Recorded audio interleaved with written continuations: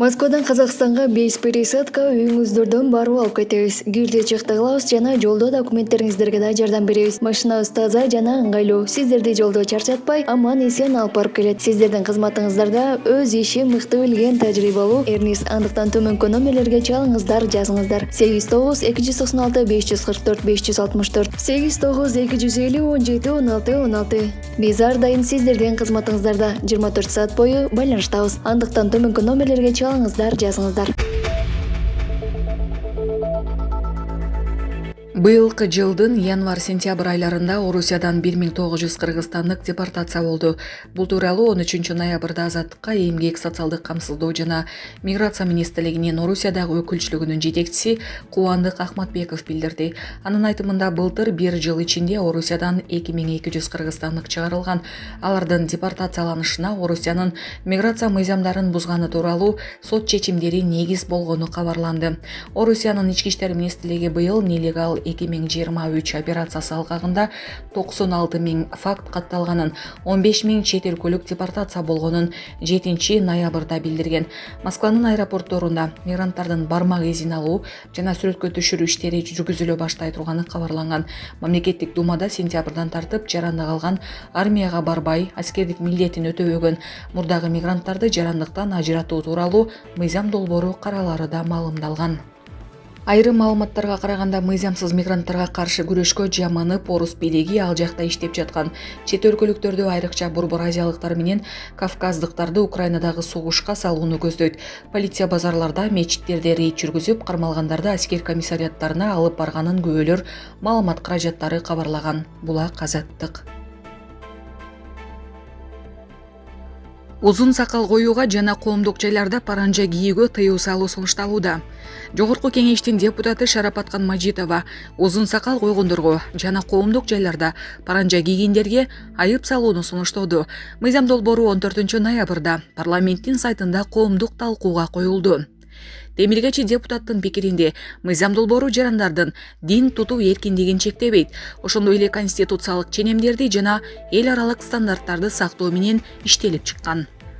Анда адамдын жүзүн идентификациялоого болбогондой бетин жапкан кийим кийген же узун сакал койгон жарандарга 2000 сом айып салуу же 30 саатка чейин коомдук жумуштарга тартуу каралууда.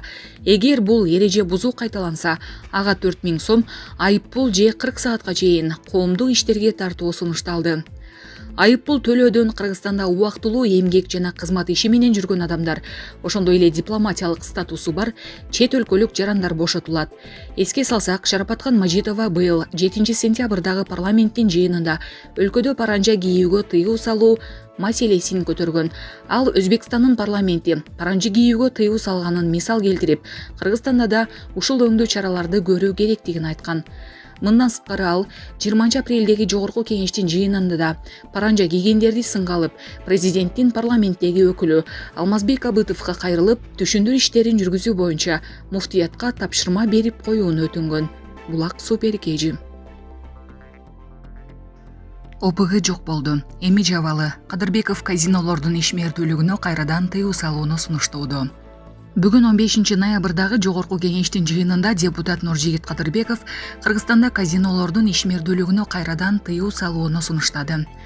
Кадырбеков бул маселе боюнча элдин пикирин сурап, референдум өткөрүлсө дагы калктын 90% кумарканаларды жапкыла дей турганына кепилдик берди.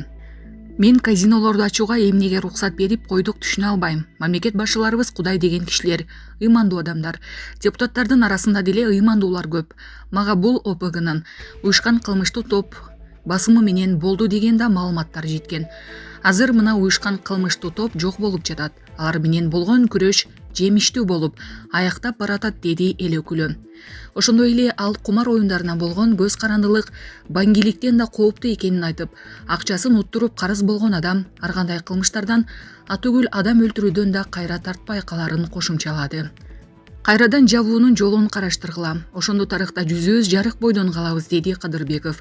Өлкөдө казино ишмердигине уруксат берген мыйзамга президент Садыр Жапаров 2022 жылы 30 июнда кол койгон.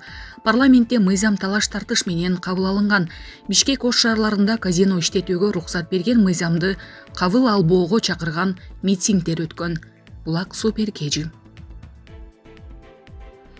Садыр Жапаров жогорку кеңештин 85 жылдыгы менен куттуктады. Өлкө башчы Садыр Жапаров бүгүн 15 ноябрда жогорку кеңештин жыйынында министрлер кабинетинин айрым мүчөлөрүнүн ант берүү аземине катышып, парламенттин 85 жылдык мааракесине карата куттуктоо сөзүн айтты. Мамлекет башчысы жогорку кеңештин 85 жылдыгы эртең 16 ноябрда расмий түрдө белгилене тургандыгын эске салып, иш сапары менен чет мамлекетке кеткени жаткандыктан алдын ала куттуктап коюуну туура көргөндүгүн айтты. Урматтуу депутаттар, кымбаттуу Кыргызстан эли, коомдук турмушубуздун калыпка салып, андан ары өркүндөтүүгө эреже тартиптерди тууралап, өсүп өнүгүүбүздүн мыйзамдык жолун чапкан Кыргыз парламентинин 85 жылдык мааракесин белгилейбиз. Кыргызстан үчүн маанилүү күндөрдүн бири болгон Кыргыз парламентинин 85 жылдык мааракеси менен жалпы мекендештерди чын дилимден куттуктаймын. Биз Кыргыз эли Борбор Азия чөлкөмүндө тарыхы кенен, тамыры терең кеткен эң байыркы эл экенибиз барган сайын дүйнө элине белгилүү болууда. Байыркы доордогу элдерде болуп келгендей эле коомдун уруктун жашоосунун негизги маселелери талкууланып, талданып, кабыл алынып турган алгачкы формасы Аксакалдар кеңеши, элдик топ, элдик жыйын, курултай түрүндөгү элдик өкүлчүлүктүн баштапкы органдары ондогон кылымдарды артка таштаган Кыргыз элинин тарыхында да болуп келген. Демек, кыргыз парламентаризминин таржымалынын башаты ошол элдик топ, элдик жыйын, Аксакалдар кеңеши, курултайлар өткөн илгерки мезгилдерге барып такалат. Бул жагын окумуштуулар таасын чечмелеп берери турган иш. Урматтуу эл өкүлдөрү, жогорку кеңештин кесипкөй кызматкерлер жамааты, дагы бир жолу баарыңыздарды Кыргыз парламентинин жогорку кеңештин 85 жылдык мааракеси менен чын дилимден куттуктаймын. Кыргыз парламенти ар дайым Кыргыз элинин, Кыргыз мамлекетинин кызыкчылыгына кам көрүп, тагдыр чечер тарыхый вазыйпасын орундатат деп бекем ишенем, деди Жапаров. Булак Суперкежи. Израиль аскерлери Газадагы Аль-Шифа ооруканасына кирип барды. Израилдин коргоо күчтөрү Аль-Шифа ооруканасында палестиналык Хамас радикал тобуна каршы таамай операция баштаганын жарыялады. Бул топту АКШ жана Евро биримдик өлкөлөрү террорчу катары тааныган.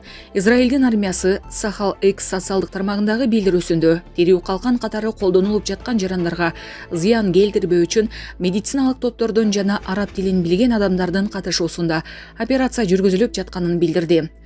Ал Джезера телеканалынын жеринен кабарлагандай, Аль-Шифа ооруканасынын алдында Израиль танктары турат жана Израилдин коргоо күчтөрүнүн жоокерлери оорукананын имараттарынын бирине киришти. Бул тууралуу ооруканада жаткан жергиликтүү тургун BBC-ге кабарлаган. Ал оорукананын аймагынан 6 танкты жана корпуска кирген 100дөн ашуун спецназды көргөн. BBC-ге окуянын күбөсү билдиргендей, алар арабча «кыймылдаба» деп кыйкырышкан. Ооруканада кагылышуу же атышуулар тууралуу азырынча маалымат жок. Ал Джезира Газанын Хамас көзөмөлдөгөн саламаттыкты сактоо министрлигине шилтеме берүү менен Израиль аскерлери Аль-Шифанын жертөлөлөрүн тинтип жатканын билдирди. Израиль бийлиги оорукананын аймагында экстремисттердин жер астындагы штабы жайгашканын ырасташууда. Хамас муну четке кагып, Аль-Шифада баш калкалаган 650дөй бейтап жана кеминде 5000 жай тургун израилдик снайперлердин жана дрондордун тынымсыз аткылоосунда камалып калганын билдирүүдө. Израиль армиясы бир күн мурун Газа тилкесинин бийлигине ультиматум коюп, Хамастын куралдуу күчтөрүнүн оорукананын имаратынан 12 сааттын ичинде чыгып кетүүнү талап кылган. Бирок ал ультиматум аткарылган жок. Сахал шейшемби күнү аскерлери Хамас көзөмөлдөгөн Газадагы парламенттин, өкмөттүн жана полициянын кеңсесин басып алганын жарыялады.